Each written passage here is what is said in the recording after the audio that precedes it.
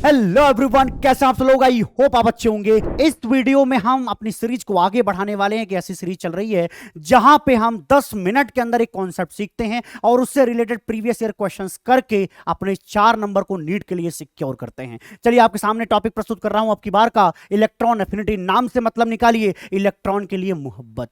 एक एटम है, उसको आप इलेक्ट्रॉन दे रहे हो। अगर ये एटम इस इलेक्ट्रॉन को प्यार कर रहा है तो होगा क्या? इलेक्ट्रॉन आएगा कहां पे बैठेगा? वैलेंस सेल के अंदर। वैलेंस सेल के अंदर जो इलेक्ट्रॉन है उसके और हमारे न्यूक्लियस के बीच में क्या होगा? Force of attraction. और इसी की वजह से क्या होगा? इस सिस्टम से एनर्जी निकलेगी, तो इस निकली हुई एनर्जी को इलेक्ट्रॉन एफिनिटी कहते हैं। अब यहां पे जो प्रोसेस हुआ उसके अंदर क्या हुआ? इलेक्ट्रॉन गेन हुआ। तो इस प्रोसेस के अंदर इलेक्ट्रॉन गेन हो रहा है, तो जो एनर्जी का चेंज होगा उसी को इलेक्ट्रॉन गेन एंथैल्पी भी बोला जाता है। इसकी पीरियोडिसिटी की बात कर लेते हैं। जब पीरियड के अंदर हम क्या करते हैं? जब पीरियड के अंदर लेफ्ट से राइट चलते हैं तो बताइए क्या होता है?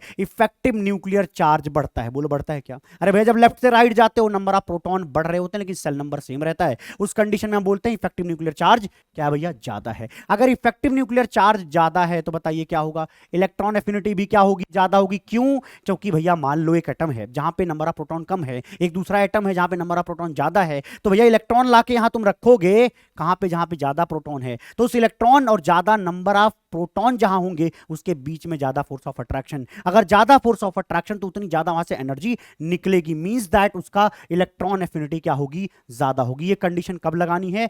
जब आप लेफ्ट से राइट चल रहे हो इन द पीरियोडिक टेबल। अगले में आ जाइए, साइज का फैक्टर कब लगाते हैं? जब अपन टॉप से बॉटम की तरफ आते हैं। कहां आते हैं?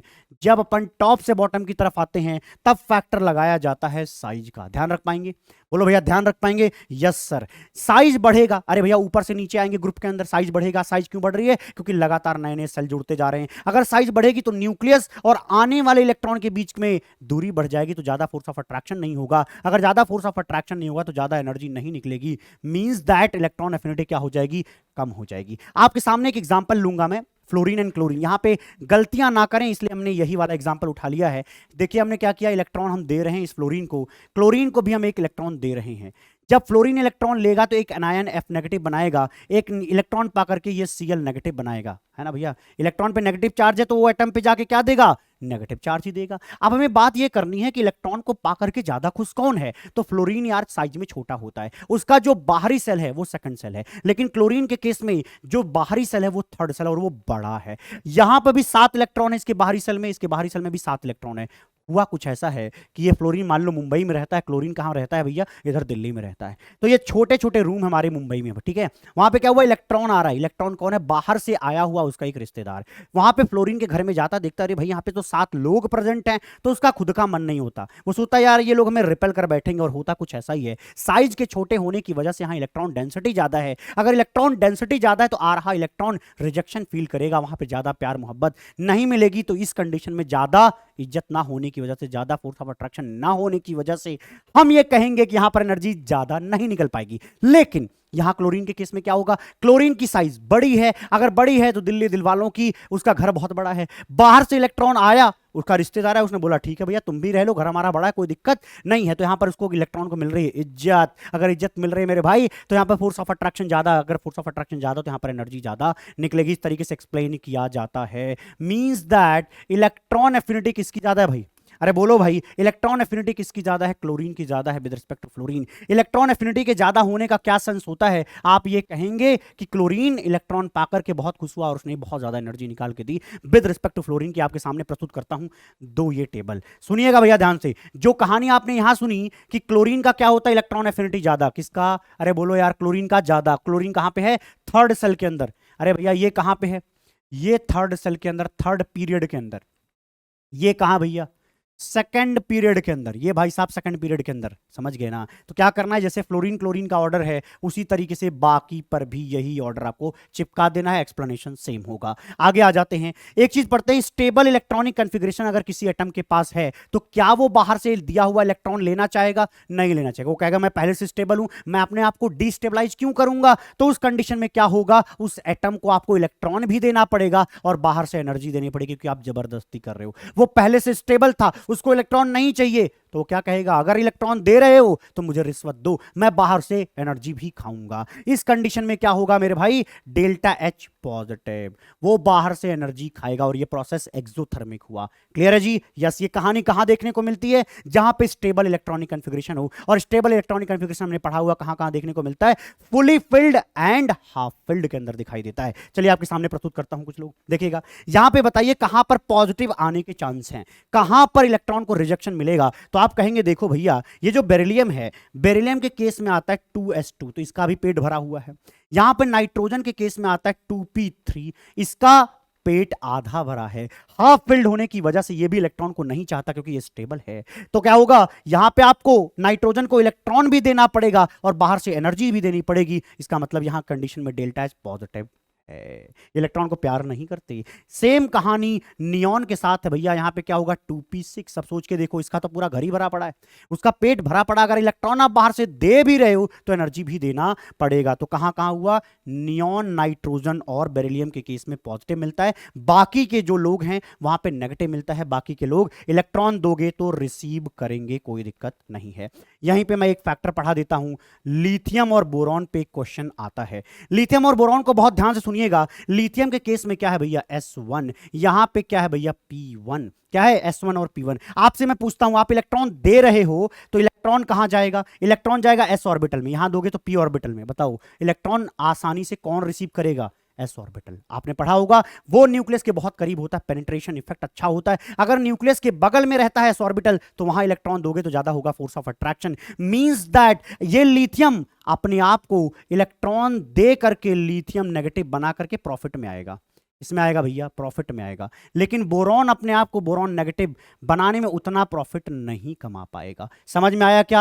हाँ, तो क्या बोलोगे कि भैया लिथियम के लिए क्या ज्यादा होता है, बोल दो क्या ज्यादा होता है भैया लिथियम के लिए, आप बोलेंगे इलेक्ट्रॉन एफिनिटी ज्यादा होता है। क्लियर है? एकदम क्लियर है। आगे आ जाते हैं, सेम कहानी यहां पे लगानी, ध्यान रखना। मैग्नीशियम के लिए भी डेल्टा एच क्या होता है, पॉजिटिव, लेकिन लेकिन लेकिन इसके लिए डेल्टा एच पॉजिटिव नहीं होता, इसके लिए डेल्टा एच नेगेटिव है। इसके लिए डेल्टा एच नेगेटिव, बस एक बात यही ध्यान रखना पड़ता है। बाकी इसके लिए भी, आर्गन के लिए भी क्या है, डेल्टा एच कैसा होता है, पॉजिटिव होता है। यहां फास्फोरस को जब आप इलेक्ट्रॉन देते हो तो अपने अंदर से ये एनर्जी निकालता है, लेकिन नाइट्रोजन के केस में वहां पे नहीं निकाल पाता। क्लियर है जी? यहां पे आप क्या बोलोगे, यहां के लिए आप बोलोगे डेल्टा एच पॉजिटिव है, मतलब कि इलेक्ट्रॉन भी दो और एनर्जी भी दो। यहां पे इलेक्ट्रॉन दोगे तो एनर्जी आपको देंगे। क्लियर है? क्लियर है? देख लो एक बार, क्लियर है? देख लो एक बार। केवल फास्फोरस ऐसा है जो इनमें से, देखो होने को तो 1 2 3 4 5 6, ये 6 लोग होने चाहिए थे जो इलेक्ट्रॉन भी लेते एनर्जी भी लेते, लेकिन इसमें से बगावत कौन सो कर रहा है, फास्फोरस। मगर उसका रीजन साइज का थोड़ा सा बड़ा होना होता है। बाकी जिसको हमने मार्क नहीं किया है वो लोग तो इलेक्ट्रॉन ले करके एनर्जी देते ही हैं। क्लियर है? ओके, आगे बढ़ जाता हूं भैया मैं। अगला क्या है, अगला क्या है भैया, देख लो, देख लो भैया, अगला क्या है आपके सामने मैंने प्रस्तुत किया है। ये आपके सामने है आपका पी ब्लॉक। पी ब्लॉक के अंदर देखो भैया, समझना ध्यान से, ये जो बीच में दिख रहा है, ये बीच में जो दिख रहा है, ये मैं कुछ चीजें समझाना चाहता हूं। बीच में जो दिख रहा है ये है मेटलॉइड, इसके अलावा कोई मेटलॉइड नहीं है। शायद आपने सिलिकॉन को मेटलॉइड पढ़ाओ, बोरॉन को पढ़ाओ, उसको छोड़िएगा। यही सिर्फ 5 लोग आज सबसे तेजी, क्या आज ध्यान दें, ये आज है सबसे सबसे आज सबसे तेजी, क्या भैया, आज सबसे तेजी, इस तरीके से याद रख लें, आज सबसे तेजी ही मेटलॉइड होते हैं। और एक बात और ख्याल रखें, एक बात का और ख्याल रखें, ये देखो, ये देखो मेरे भाई, ये देखो मेरे भाई, इधर के जो लोग हैं ये मेटल्स हैं, ये लोग मेटल्स हैं, इधर के जो लोग हैं वो सारे नॉन मेटल्स हैं। और ये फैमिली ना तो मेटल है ना तो नॉन मेटल है, ये प्योरली इनर्ट गैस है। ओके, ये सवाल यही नहीं था, सवाल ये था कि जब अपन लेफ्ट से राइट आते हैं तो हमने क्या बताया, इलेक्ट्रॉन एफिनिटी बढ़ती है। इसका मतलब ये हुआ जब आप इधर से इधर आएंगे तो भैया ये ऐसी फैमिली होगी जो इलेक्ट्रॉन को लेना पसंद करती। क्या ये इलेक्ट्रॉन को लेना पसंद करते हैं? नहीं हैं तो ये राइट साइड में, लेकिन इलेक्ट्रॉन को लेना पसंद नहीं करते। इनके पूरे के लिए जो डेल्टा एच है वो कैसा होता है, पॉजिटिव। इलेक्ट्रॉन भी लेंगे और एनर्जी भी खाएंगे, तभी तो ये इनर्ट कहलाते हैं। लेकिन ये जो फैमिली है हमारी हाइड्रोजन फैमिली, वहां के लिए डेल्टा एच क्या होता है, नेगेटिव होता है, और थोड़ा मोड़ा नहीं, बहुत अच्छा खासा होता है। तो जब अपन लेफ्ट से राइट जाते हैं ना तो एक ऐसी फैमिली मिलती है जिसका इलेक्ट्रॉन एफिनिटी सबसे ज्यादा है पूरे पीरियोडिक टेबल के अंदर। तो ये फैमिली सबसे ज्यादा एनर्जी निकालती है इलेक्ट्रॉन को पा करके। इतनी बात क्लियर है? यस। अब बाकी चीजें ये पहले नोट कर लीजिए, फिर मैं आगे बढ़ता हूं। इसको हटा रहा हूं, ठीक है, इसको नोट कर लीजिए, मैं आगे बढ़ता हूं। ओके, यहां पे आपको ऑर्डर बताना होता है। पेपर में तो ऑर्डर पूछा जा रहा है, तो आप क्या बताएंगे? देखिए, आपको समझाया जा चुका है। फ्लोरीन और क्लोरीन में आपको बताया गया क्लोरीन का ज्यादा है। ऑक्सीजन और इसमें इसका, यहां पे इसका, यहां पे इसका, यहां पे इसका। बाकी में नॉर्मल टेंडेंसी चलानी है। ऊपर से नीचे जाएंगे तो क्या होगा? अरे बोल दो ना यार, कम होता जाएगा।